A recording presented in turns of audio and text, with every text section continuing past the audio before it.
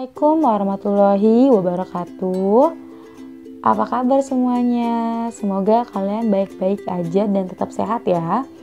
Nah, kali ini Ibu akan melanjutkan pembahasan materi mengenai gaya dan hukum Newton.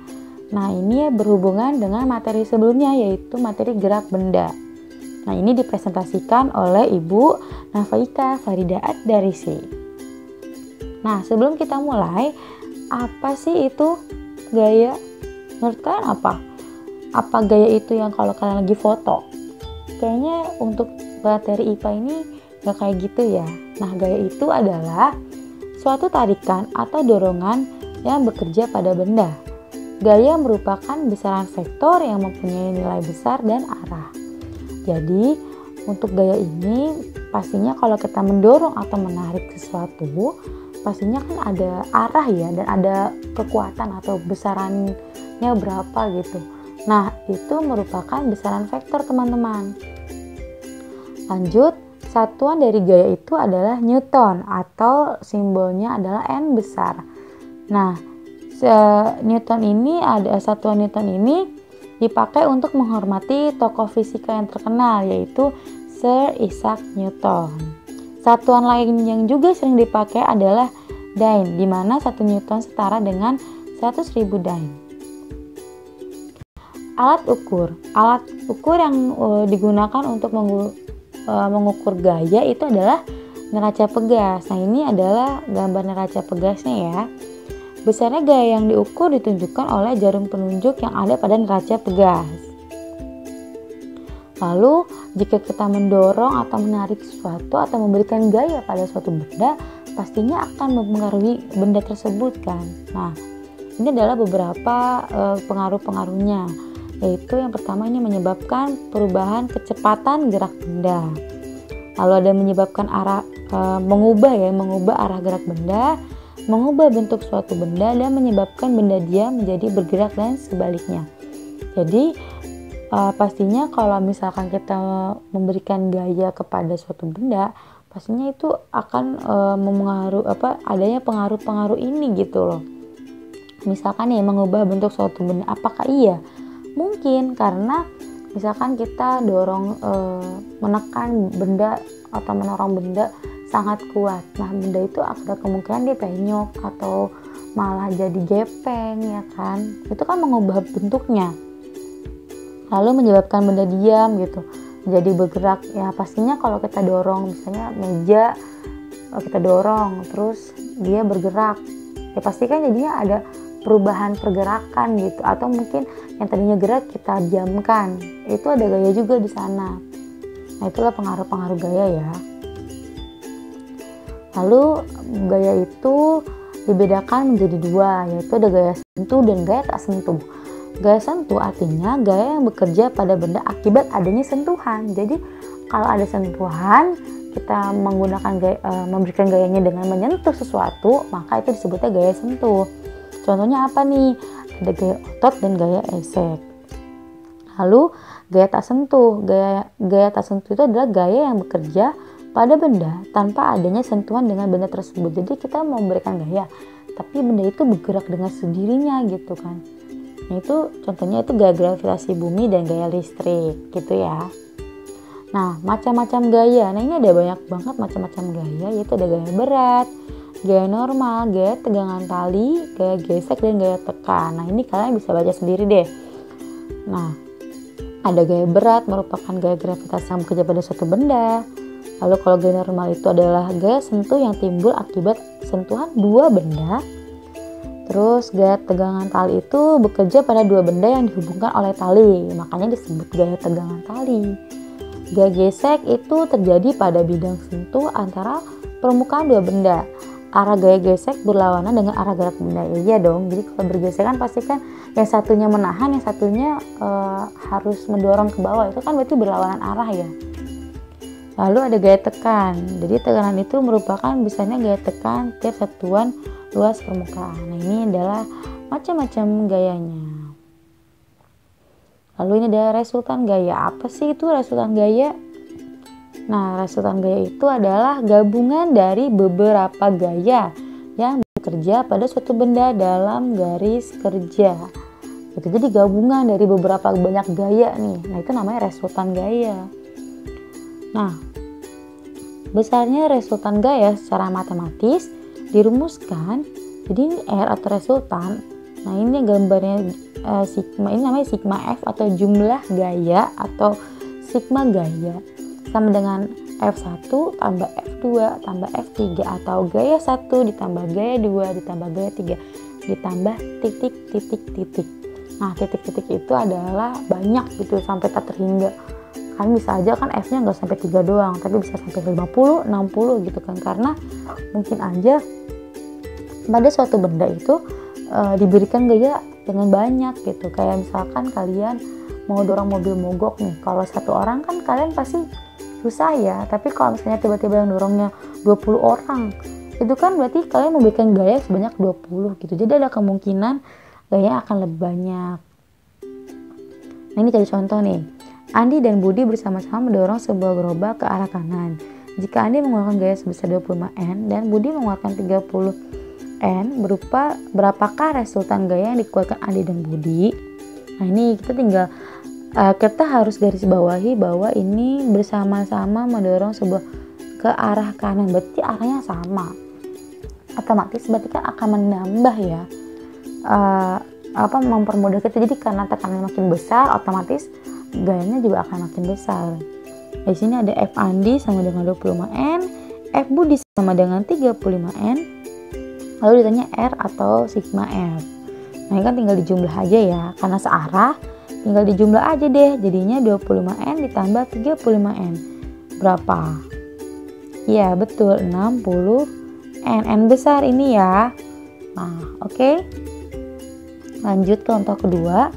Dia mendorong meja ke arah kanan dengan gaya 18N dan Yudi mendorong meja yang sama ke arah kiri dengan gaya 22N. Ini yang satunya Bia ke arah kanan. Nah, Yudi ke arah kiri, berarti dan mejanya sama, berarti mereka lagi berhadap-hadapan gitu ya. Terus saling mendorong gitu kan. Nah, berarti nggak searah karena ini berlawanan arah. Kalau berlawanan arah gimana? Jadi gini. Kan kita tulis nih, Bia 18N ke kanan, Yudi 22N ke kiri. Nah, ditanya resultan gayanya ya. Nah, ini karena Bia dan Yudi berlawanan arah, maka F Bia ditambah F Yudi sama dengan 18N ditambah negatif 22N. Kenapa negatif? Karena menyatakan arah berlawanannya gitu. Terserah sih sebenarnya kalau kalian mau yang kanan itu negatif, tapi yang kirinya harus positif. Tapi kalau di sini kalian ya si ininya positif, berarti ini negatif gitu. Jadi harus konsisten. Nah, ini kan 18 ditambah negatif 22N hasilnya kan negatif 4. Tadi kan yang negatif itu adalah yang arahnya ke kiri ya. Berarti jelas bahwa jumlah sigma F-nya adalah 4N ke arah kiri. Karena ya jelas ya kalau kita lihat di sini gaya yang dikeluarkan oleh Yudi lebih besar daripada Bi, otomatis pasti akan lebih mendorong ke arah yang Yudi pengen gitu. Semoga paham ya kalian dengan penjelasan ini. Nanti kalau misalnya kalian kurang paham, kalian bisa lihat di buku paket kalian mengenai materi ini gitu. Lanjut. Nah, pada tahun 1687 Sir Isaac Newton, ilmuwan fisika berkebangsaan Inggris, berhasil menemukan hubungan antara gaya dan gerak. Dari hasil pengamatan dan eksperimennya, Newton merumuskan 3 hukum mengenai gaya dan gerak yang dikenal dengan hukum 1 Newton, hukum 2 Newton, dan hukum 3 Newton. Nah, agar kamu lebih memahami ketiga hukum Newton tersebut, mari kita pelajari uraian yang akan Ibu sampaikan. Nah, ini adalah hukum 1 Newton. Apa sih bunyinya? Nah, ini bunyinya adalah jika resultan gaya yang bekerja pada benda yang sama dengan 0, maka benda yang mula-mula diam akan tetap diam, dan benda yang mula-mula bergerak lurus beraturan akan tetap bergerak lurus beraturan. Gitu. Nah, ini berarti kan katanya sigma F-nya 0 gitu, karena tadi awalnya diam ya bakalan diam, kalau gerak ya bergerak juga gitu. Atau gini, sebuah benda terus dalam keadaan diam atau terus bergerak dalam keajuan tetap, kecuali jika ada gaya luar yang memaksa benda tersebut mengubah keadaannya. Nah, lihat nih di sini. Jadi ada orang nih naik mobil, terus tiba-tiba nabrak, ya kan? Terus dia terpental. Kenapa? Karena yang awalnya dia diam kan, lalu dia menahan dirinya untuk tetap diam, tapi karena adanya hantaman maka dia akan terpental gitu. Makanya dengan adanya ini gitu ya. Jadi kalau misalkan kita berada dalam sebuah mobil yang sedang maju kencang, terus kemudian tiba-tiba direm, maka badan kita akan terdorong ke depan karena badan kita itu ingin mempertahankan geraknya ke depan. Makanya peristiwa tersebut yang pada akhirnya memunculkan ide teknologi sabuk pengaman yang dipasang di kendaraan bermotor, khususnya mobil. Jadi itu adalah asal mula kenapa kita pakai sabuk pengaman gitu. Ini menurut hukum pertama Newton, setiap benda memiliki sifat inert atau lembang. Artinya, bila tidak ada gangguan dari luar benda, cenderung mempertahankan keadaan geraknya. Tadi kan dia bilangnya, jadi dia akan mempertahankan geraknya yang sebelumnya gitu. Dengan demikian, hukum Newton yang pertama dapat kita rumuskan sebagai berikut. Dalam kerangka inersia, setiap benda akan tetap dalam keadaan diam atau bergerak lurus beraturan jika resultan atau jumlah atau hasil gaya yang bekerja pada benda itu sama dengan 0 gitu. Lanjut ya, hukum kedua Newton. Tadi kan hukum 1 Newton. Nah, sekarang hukum 2 Newton. Percepatan yang ditimbulkan oleh gaya yang bekerja pada benda berbanding lurus dengan besar gayanya dan berbanding terbalik dengan massa benda. Tuh. Nah, secara matematis dirumuskan A atau percepatan benda sama dengan sigma F dibagi massa, atau sigma F sama dengan massa dikali percepatan. Nah, di dalam kehidupan sehari-hari kita sering menemui fakta bahwa pada saat memindahkan balok akan lebih cepat jika gaya yang dikenakan semakin besar. Hal ini dikarenakan gaya yang berbanding lurus dengan percepatan. Jadi dengan gaya yang besar maka akan didapatkan percepatan yang lebih besar juga gitu loh. Contohnya juga misalkan nih, saat memindahkan meja yang ringan akan lebih cepat daripada memindahkan lemari yang berat jika kita menggunakan gaya dorong yang sama. Hal ini disebabkan massa meja yang lebih kecil daripada massa lemari dan massa berbanding terbalik dengan percepatan benda. Semakin kecil massa benda, maka semakin besar percepatan benda tersebut. Kayak gitu. Ini kayak gini ya, didorong gitu kan. Ini termasuk penerapan dari hukum 2 Newton. Contohnya deh dikasih soal. Misalkan sebuah mesin perahu motor menghasilkan gaya 15.000 N. Berapa percepatan perahu motor jika massa perahu motor 1000 kg dan total gaya gesekan perahu motor dengan air adalah 1000 Newton. Nah, ini bahasanya. Jadi sigma F sama dengan F besar dikurangi F kecil sama dengan, kan tadi yang perahu motornya itu 15.000 N, terus gaya yang dengan airnya 1000 N, maka hasilnya 14.000 N. Kenapa sih kok tahu dikurang? Karena kan tadi gaya gesek itu kan arahnya berlawanan, berarti kalau arahnya berlawanan berarti dikurang, kayak gitu. Lalu M nya sama dengan 1000 kg. Yang ditanyakan percepatan, berarti kita bisa pakai rumus yang ini nih, sigma F dibagi M. Maka 14.000 N dibagi 1000 kg sama dengan 14 N per kilogram. Dari mana nih N per kilogram? Dari sini. Kan ini N, ini kilogram. Berarti N per kg. Nah, ini satuannya N per kg untuk percepatan gitu. Lanjut ya, kita akan membahas hukum 3 Newton. Nah, ini semoga kalian paham nih hukum 1 Newtonnya kayak gimana, hukum 2 Newtonnya kayak gimana, agar ke hukum ketiga Newtonnya juga lancar.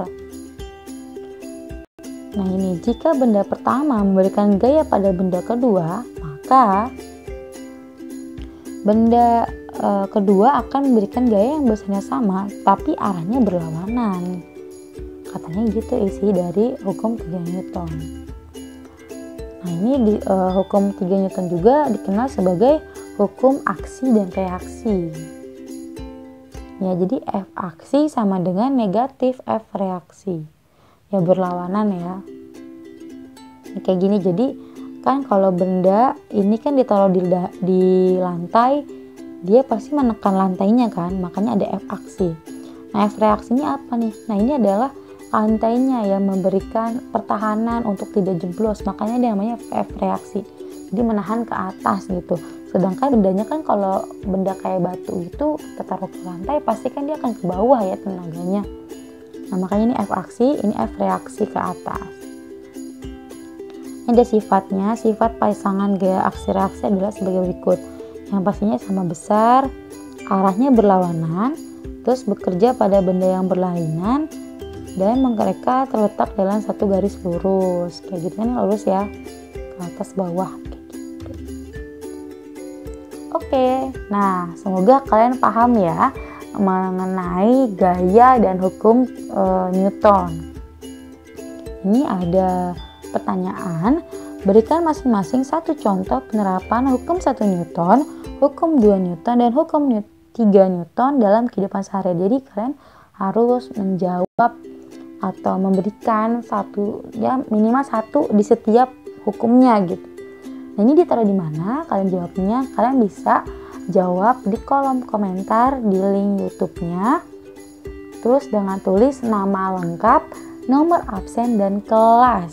Lalu di bawahnya nomor 1, hukum 1 Newton, contohnya apa? 2, hukum 2 Newton, contohnya apa? Yang ketiga, hukum 3 Newton, contohnya apa? Nah, ini adalah membuktikan bahwa apakah kalian paham apa enggak nih. Kalau misalnya kalian belum paham, kalian bisa nih cek di buku paket kalian. Di buku paket yang semester 1 itu dari halaman 10 sampai halaman 18. Tinggal dibaca aja bukunya, atau mungkin kalian bisa browsing lagi tentang materi ini. Oke. Jadi sekian dari Ibu, semoga bermanfaat materinya. Jangan lupa tetap semangat, terus jaga kesehatan. Terus kalau kalian pergi kemana-mana, selalu cuci tangan dan pakai masker gitu, jaga jarak juga sama orang-orang. Oke, Assalamualaikum warahmatullahi wabarakatuh. See you.